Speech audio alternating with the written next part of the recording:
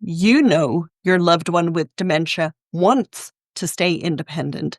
But when medicine errors start happening, safety has to come first. The question is, how do you transition them away from managing their own medications without creating frustration, resistance, or conflict? If you're struggling with this, you're not alone. And today, we're going to talk to a member of my community named Shauna, where we're tackling a challenge every caregiver will eventually face: how to transition your loved one with dementia away from independent medication management. We'll talk about when it is time to step in. We'll talk about how to do it in a way that preserves their dignity, and we'll give you practical strategies to keep them safe while reducing stress for both of you.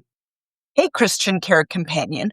Welcome to Dementia Caregiver Support for Christians, the podcast where I teach Bible-believing Christians how to think differently about dementia caregiving.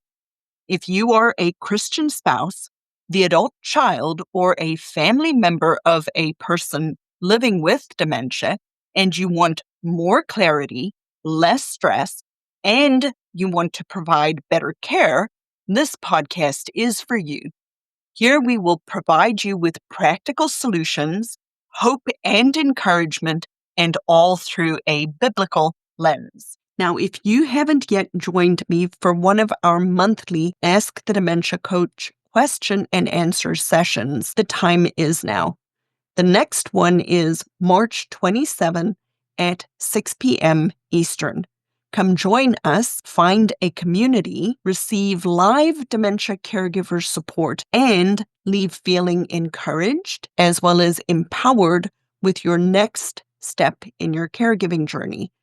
The link to register is found at the website at thinkdifferentdementia.com/ask.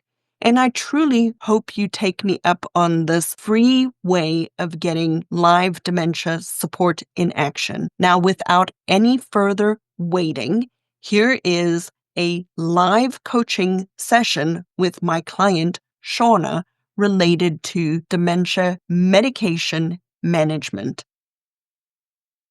Shauna. Man, you guys made me cry. You made me laugh. Oh my goodness. It's tough and it's good. And I love the finding the blessing in this hard time. So that's really good. So as you know, I spent the weekend with mom and dad. We had a really good weekend. And I know I had told you probably in December, I think it was, that I could see my mom physically aging and her mind. And it was a lot this weekend.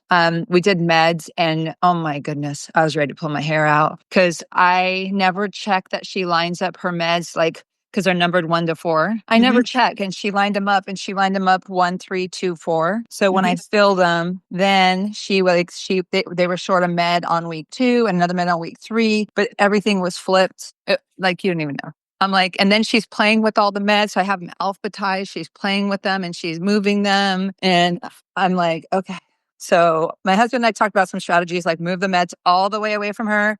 I will recheck, make sure she's lined them up 1 to 4. I'm not ready to take her assignment away from her because she wants to be part of it still. But if it continues like this, then I'm going to be asking, or maybe you have some ideas like now, like in the next few or the next time we do it, because I had to go through and I had to recount 28 days, make sure everyone had 12 pills. And when she's dropping them in, she was dropping like 2 times sometimes. And she gets to the end, she's like, I did it wrong. And we'd have to go back through it all. So, Shauna, I hear what you're saying, and I appreciate that you want her to do it for as long as possible. I was very much in the exact same situation as you. Like, word for word, what you are talking about was exactly what I did. When everything started with my folks, I went to their house. My mom was insistent she can do her own medication, and I would let her do her medication and I would kind of oversee it. she would make mistakes and then I wouldn't always catch the mistakes. They were talking all the time. So I spent so much mental energy trying to figure it out. Then it was sort of like, okay, she would do it and I would just check it. And then I started doing it with her. Like I would do it and she would watch me, but then my parents would be talking all the time. And then I started to make the mistakes. Right. Right? Yeah. Depending on your mom's medication errors can put people in the hospital. 100%. Yes. Right? And it really is a very low barrier of entry for that to happen. So I did that for several months, trying to let her be independent and autonomous with my help. Yeah. But what it eventually ended up doing to me was I was stressed out. I couldn't focus on it. They were talking to me all the time, and it was so much more work than what the benefit to my mom was.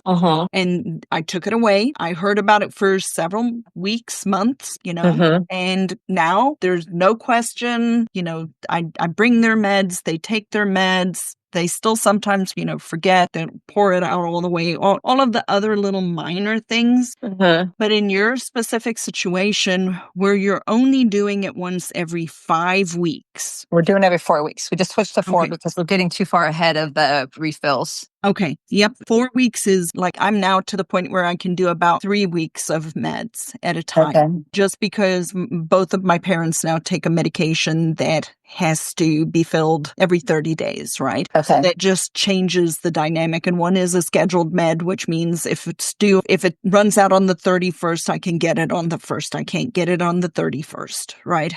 So what I want you to consider is the hassle factor for you. Is it worth it on so many different levels without going into details, right? You have a complicated situation related to the medication. We know that within a year from now, your mom and dad are likely going to be in an assisted living where they're not going to be doing their medication, period. That was one of my questions. Once they go, they won't be doing their meds. They will not be doing their medications. That is the thing that the assisted living takes over immediately.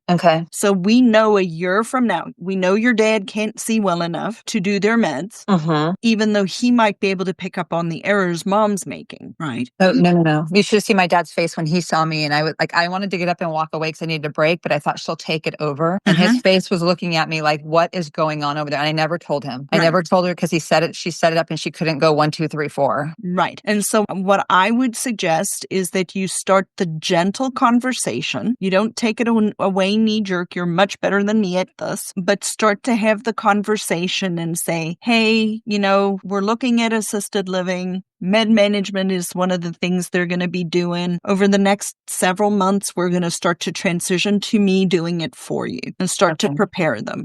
There are other ways to keep your mom engaged that's not medication management. This is one of the hard things, like from your perspective, this is a hard transition because it shows a tangible barometer of the fact that your mom really is struggling and cannot do these things by herself. Yeah. And you know the whole story. I do. That my sisters took away their medicine before and how much that upset them and all of that with, in the lies and stuff. So to me, I'm trying to be so sensitive for them to still feel like they're independent. But I think I could probably distract my mom with a puzzle because she loves puzzles. So I'm like, hey, Mom, why don't you work on this puzzle and let me do this? Because she let me do that one time. Yep. And so that's what I mean by trying to find the in-between strategy and not to take it. I don't want you to just knee-jerk take it all away. Yeah. But come up, there are other ways that you can do it. Like, I like the idea of them coming up and visiting you once every 4 weeks and you guys doing the medication together.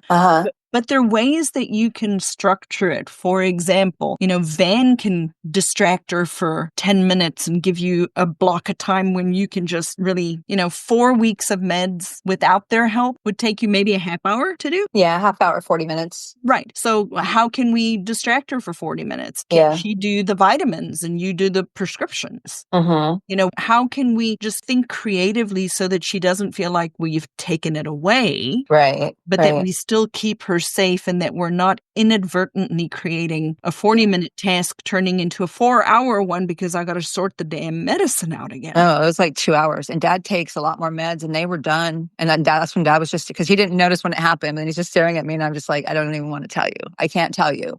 I can't tell you in front of her. I would, Right. but yeah. Okay. So I'll figure out the meds thing.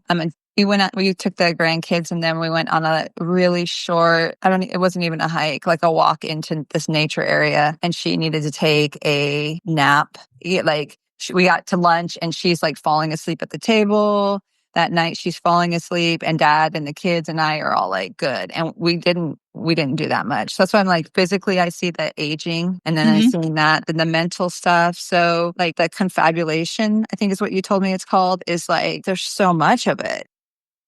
People who are really benefiting from the community are the people who joined earlier on before they need it and that have been active and are participating in the community because then they already know what questions to ask and they have a place to come and they're not constantly wondering, what do I need to do? How do I need to do it? So people listening are interested in tapping into or learning about the community. I'd invite you to just go to the website, thinkdifferentdementia.com.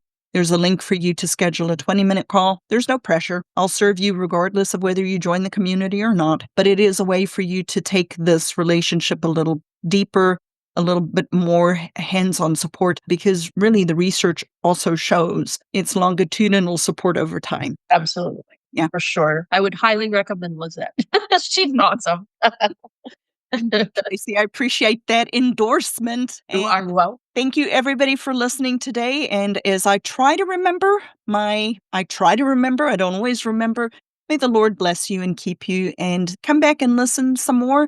I'm hoping to do more of these coaching style episodes. So come back in and check us out. And thank you for being here today.